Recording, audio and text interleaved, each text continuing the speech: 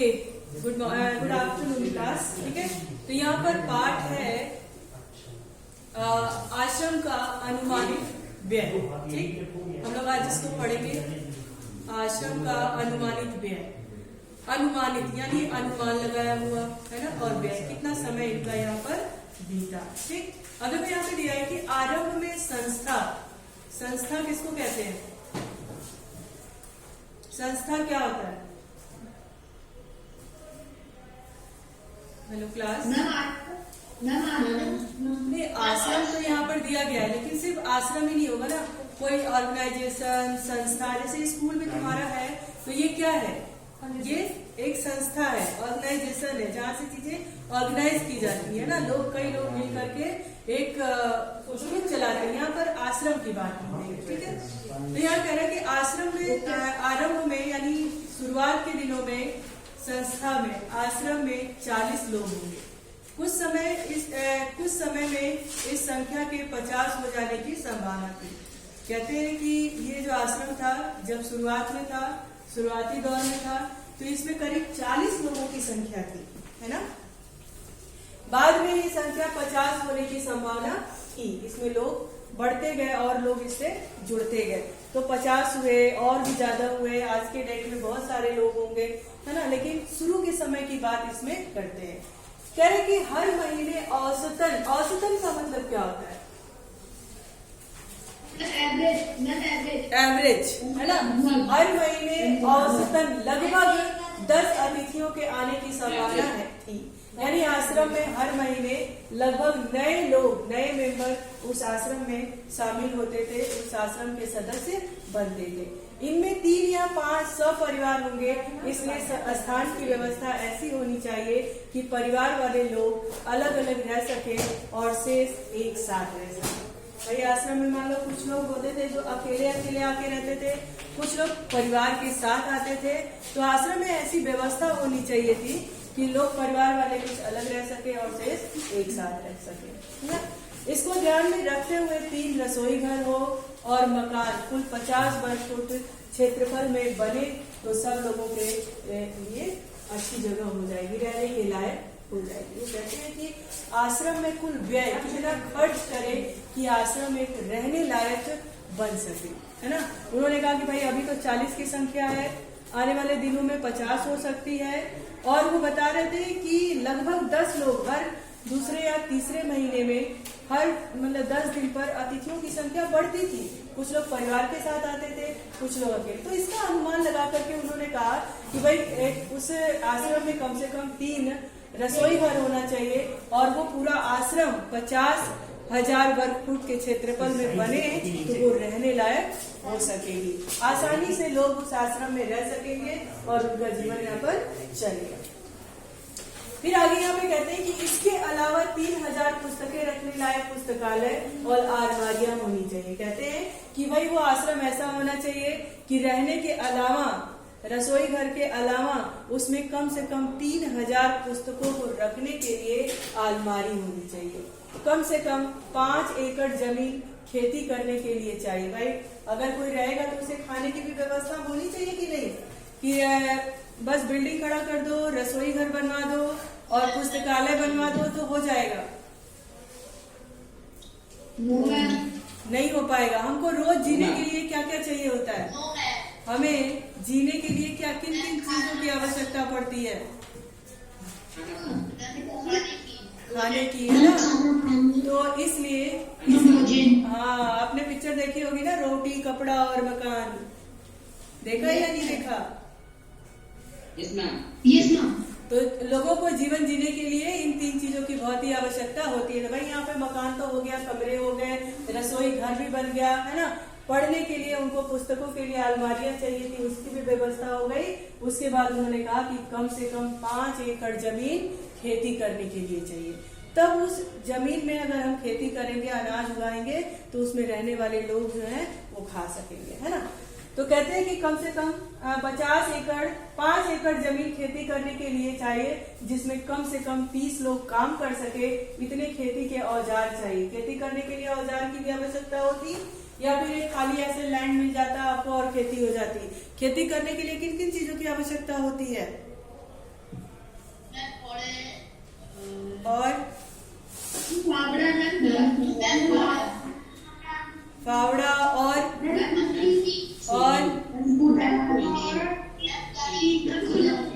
बेटा फावड़ा कुदाल एक ही है ना, और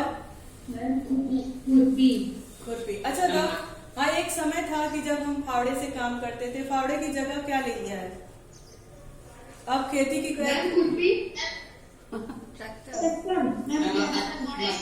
नहीं, अभी जब आप कभी गांव जाते हैं, एक सेकेंड, जब आप गांव जाते हैं तो आपने खेती करते हुए देखा होगा, तो खेत की जो खुदाई मतलब किसके द्वारा होती है? ट्रैक्टर के द्वारा, है ना। हाँ, तो खेती करने के लिए उन्होंने कहा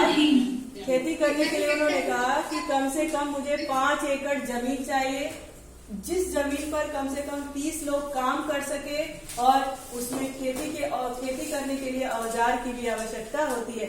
इनमें से कुदाली, फावड़ा, खुरपी की जरूरत होती है ना। अब आगे देखो, इन्होंने क्या कहा कि बढ़ईगिरी के निम्नलिखित औजार भी होने चाहिए। बढ़ईगिरी किसे कहते हैं? बढ़ई किसको कहा जाता है? क्या बनाता है? कारपेंटर को, है ना। तो कहता है हाँ, वो सामान बनाता है। किस चीज का सामान बनाता है? लकड़ियों का। जैसे आपका ये टेबल, डेस्क, है ना, ये सब कौन बनाता है?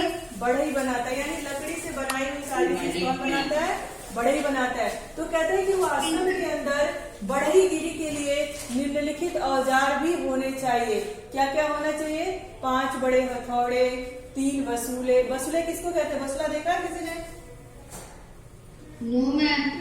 वसूला नहीं देखा है?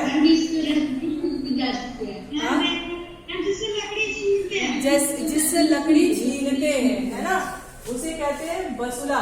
5 छोटी हथौड़िया, 2 एरन, 3 बम, 10 छोटी बड़ी छेनिया, 4 रंदे, 1 सालनी, 4 केतियां, 4 छोटी बड़ी बेधनिया, 4 आरियां, 5 छोटी बड़ी सड़ा, ये गड़ासा होता है ना, उसको बोलते हैं। 20 रतल कीले, छोटी बड़ी एक मोंगरा, यानी लकड़ी का हथौड़ा, मोची के औजार, है ना। वो कहता है कि भाई बढ़ईगिरी के लिए, अभी बताओ कि आश्रम है, एक ट्रस्ट है, उसमें बहुत पैसा नहीं होता है, हम मिल करके काम करते हैं वहां पर, है ना। तो इसीलिए उन्होंने कहा कि बढ़ईगिरी के लिए सामान, यानी जो आश्रम में रहने वाले लोग थे वही लोग मिल करके बढ़ईगिरी का भी काम करते, लेकिन काम तो करते, पर काम करने के लिए औजार भी होना चाहिए। और किन किन औजारों की जरूरत पड़ती है, उन औजारों का नाम यहाँ पर दिया गया है। फिर कहते हैं कि मेरे अनुमान से, देखो वो एक आश्रम में कितना खर्चा किया जा सकता है और कितना खर्चा होना चाहिए, ये आप बता रहे हैं, ठीक है। तो उन्होंने किसके बारे में बता दिया? कहा कि 5 एकड़ जमीन होनी चाहिए, जिस पर कम से कम 30 मजदूर काम करें, और उस खेती करने के लिए हमें औजार की भी आवश्यकता होती है। किन किन औजारों की आवश्यकता होती है वो भी बता दिया उन्होंने कहा कि आश्रम में कुल 50 या उससे थोड़े से ज्यादा लोगों के लिए कितने कमरे होने चाहिए, कितना किचन होना चाहिए, है ना। इन सब चीजों का ब्यौरा उसमें उन्होंने दिया। अब आगे देखो क्या कहते हैं कि मेरे अनुमान से इन सब पर कुल 5 रुपया खर्च आएगा। देखो बच्चों, अभी 5 रुपए की कोई कीमत नहीं है, लेकिन जिस समय की बात ये कर रहे हैं उस समय 5 रुपए का बहुत ही महत्व होता था, है ना। अब आप कहोगे कि अरे इतना सब कुछ चाहिए और खर्च सिर्फ 5 रुपए आएगा। ये उस समय के अनुमान से इन्होंने 5 रुपए का खर्च बताया, ठीक है। कहते हैं कि रसोई के लिए आवश्यक सामान पर 150 रुपए खर्च आएगा। स्टेशन दूर होगा तो सामान को या मेहमानों को लाने के लिए बैलगाड़ी चाहिए होगा। भाई आश्रम में दूर दूर से लोग आते हैं ना, तो पैदल चल के तो कोई नहीं आता, कोई आसपास के होंगे वो पैदल चल के आते होंगे, कुछ लोग बैलगाड़ी से आ सकते हैं, कुछ लोग ट्रेन से आते हैं। तो वहां से इनको ढोने के लिए और उनके सामान को ढोने के लिए बैलगाड़ी की आवश्यकता होगी। फिर कहते हैं कि मैं खाने का खर्च 10 रुपए मासिक प्रति व्यक्ति लगाता हूँ। अब देखो, उस आश्रम में जो व्यक्ति रहते हैं वो फ्री में नहीं रहते हैं, उनकी खुराकी लगती है। खुराकी यानी जो खाते हैं उनका पैसा लगता है। तो उन्होंने कहा कि मैं प्रति व्यक्ति खर्चा जोड़ करके, है ना, प्रति व्यक्ति यानी एक व्यक्ति का खर्चा मैं कितना 10 रुपया जोड़ता हूँ कि भाई महीने में एक व्यक्ति 10 रुपया जमा करेगा। ठीक, देखो क्या कहते हैं ना, मैं खाने का खर्च 10 रुपए मासिक यानी हर महीने, जैसे अगर आप जाओगे मान लो बड़े होकर के हॉस्टल में जाएंगे, आप पढ़ाई करेंगे तो आपका महीने का कुछ खर्चा होगा, है ना। हॉस्टल वाले आपसे खाने का पैसा मांगेंगे तो महीने का तय होगा। वो कहेंगे भाई मैं 100 रुपया महीने में खाना खिलाऊंगा, कोई कहेगा 200 रुपए में। तो आश्रम के लोग, जो आश्रम के मालिक थे, उन्होंने कहा, गांधी जी ने कहा कि मैं प्रति व्यक्ति यानी हर व्यक्ति का 10 रुपए महीने का लगाता हूँ खर्चा, कि भाई 10 रुपया वो खाने में खर्च कर सकते, मतलब उनके लिए खर्च होता है और वो 10 रुपया हमें देंगे। फिर कहते हैं कि मैं नहीं समझता कि हम यह खर्च पहले वर्ष में निकाल सकेंगे।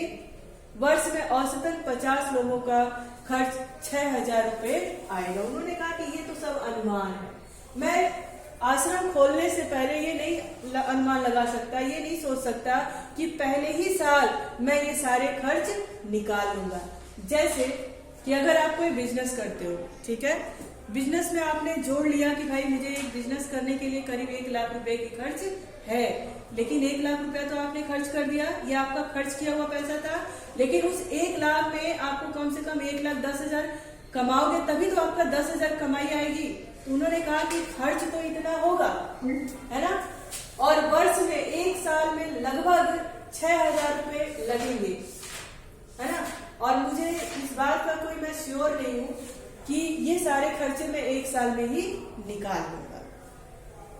उन्होंने तो एक अनुमान लगा लिया और अनुमान लगा करके इतने खर्चे जुड़ा दिए और प्रति व्यक्ति 10 रुपया हर महीने का खर्चा जोड़ लिया। लेकिन अब उस आश्रम में लोग बढ़ेंगे नहीं बढ़ेंगे, लोग आएंगे या नहीं आएंगे, है ना। तो उन्होंने कहा कि भाई मैं औसतन इतना कह सकता हूँ और ये श्योर होके नहीं कह सकता हूँ कि साल भर में ये मेरे पूरे खर्चे निकल आएंगे। फिर क्या कहते हैं, मुझे मालूम हुआ है कि प्रमुख लोगों की इच्छा यह है कि अहमदाबाद में यह प्रयोग 1 वर्ष तक किया जाए। फिर कहते हैं कि भाई मुझे ये मालूम हुआ है, पता चला है कि कुछ प्रमुख यानी कुछ मुख्य लोग, जो मेन लोग होते हैं, जैसे लीडर टाइप, कहीं का मुखिया, है ना। अब जैसे तुम्हारा स्कूल ही है तो इस स्कूल में कुछ मेन लोग होंगे ना, जैसे आपकी प्रिंसिपल मैम, तो वहां के सम्मानित लोगों को उन्होंने प्रमुख लोग कहा है। कहा कि मुझे मालूम हुआ है कि प्रमुख लोगों की यह इच्छा है कि अहमदाबाद में यह प्रयोग 1 वर्ष तक किया जाए। यदि ऐसा हो तो अहमदाबाद को ऊपर बताया गया सब खर्च उठाना चाहिए। मेरी मांग तो यह भी है कि अहमदाबाद मुझे पूरी जमीन और मकान सभी दे दे, तो बाकी खर्च मैं कहीं और से या दूसरी तरह जुटा लूंगा। वो कहते हैं कि मेरा मानना ये है कि अहमदाबाद के लोग मुझे क्या दे दे, मुझे पूरी जमीन और मकान दे दे, यानी जो उस आश्रम के लिए जमीन और मकान की जरूरत थी वो दे दे, बाकी का खर्च मैं कहीं और से जुटा लूंगा। अभी चूंकि विचार बदल गया है, इसलिए ऐसा लगता है कि 1 वर्ष या इससे कुछ कम दिनों का खर्च अहमदाबाद को उठाना चाहिए। कह रहे हैं कि ये तो पहले का मन था, लेकिन अब क्या हो गया, अब विचार बदल गया है। अब विचार मेरा बदल गया है, इसलिए ऐसा लगता है कि 1 वर्ष का या इससे कुछ कम दिनों का खर्च अहमदाबाद को उठाना चाहिए। यदि अहमदाबाद 1 वर्ष के खर्च का बोझ उठाने के लिए तैयार है, देखो मान लो जैसे कि होता है ना कि हम किसी से कहते हैं भाई मुझे ये बिजनेस डालना है, आप मुझे इतना खर्चा दे दो, है ना, और इतने दिन का समय दे दो। अगर मैं इसमें कर पाया तो ठीक, और नहीं कर पाया तो उतना तो आपका रहेगा। मतलब एक मोहलत लोग मांगते हैं। उन्होंने भी कह दिया, कहा कि अहमदाबाद के लोग मुझे 1 साल या उससे कम का खर्च दे दें, अगर इसका बोझ उठा ले, है ना, इसके लिए तैयार ना हो तो ऊपर बताए गए खाने का खर्च का इंतजाम मैं कर सकता हूँ।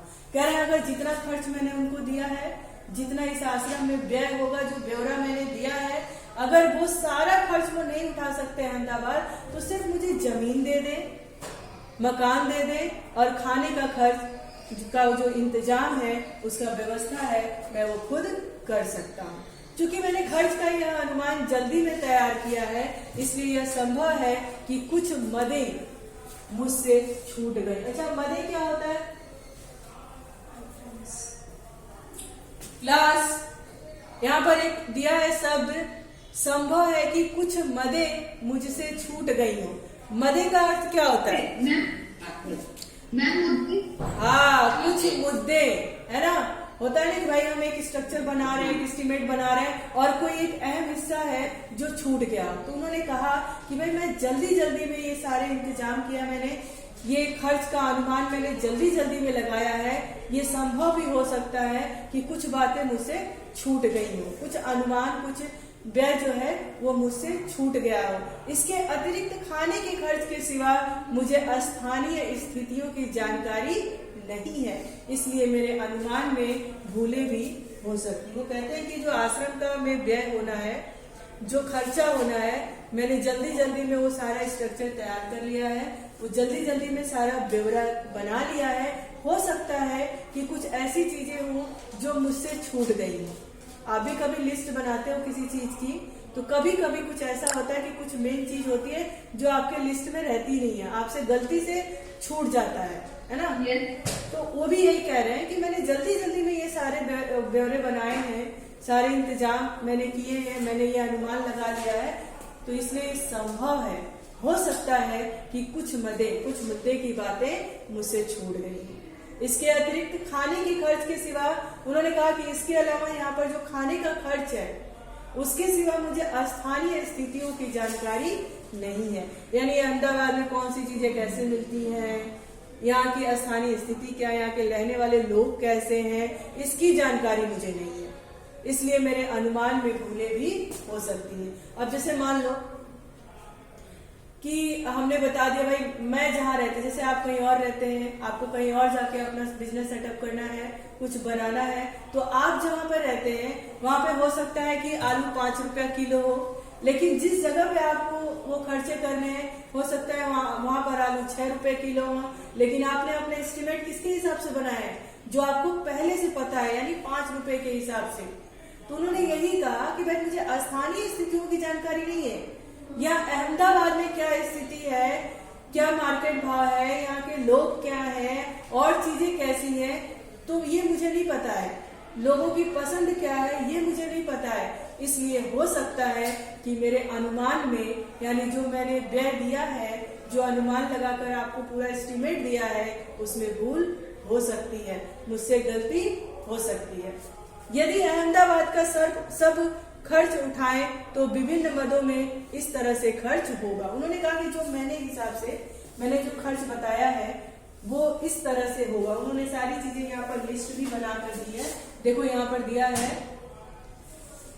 कहा है कि यदि अहमदाबाद सब खर्च उठाए तो, कहते हैं कि यदि अहमदाबाद सब खर्च उठाए तो, यानी मकान का खर्च उठाए, जमीन का खर्च उठाए, खेती किसानी करने के लिए जो आवश्यक वस्तुएं हैं उसका खर्च उठाए, खाने पीने का खर्च उठाए, तो कुल इस तरह का खर्च होगा। जैसे देखो, किराया, बंगला और खेत के लिए जमीन चाहिए, किताबों की अलमारियों का खर्च चाहिए, बढ़ई के औजार के लिए पैसे चाहिए, मोची के औजार के लिए पैसे चाहिए, है ना।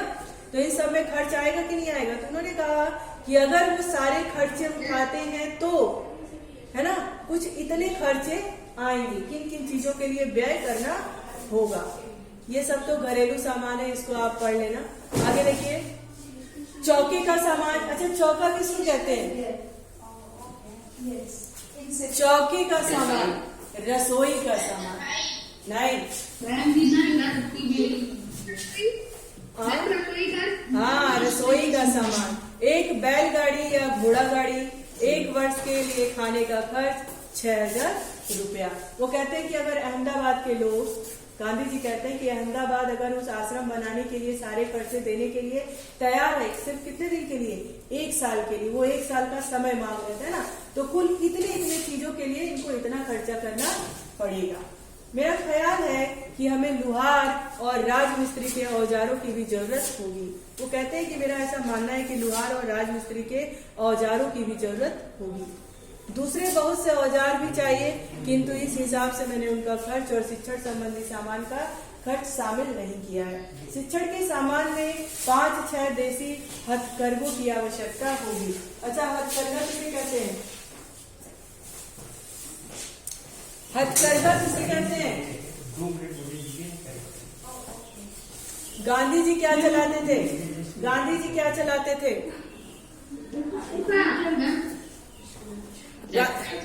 हाँ, क्या उसको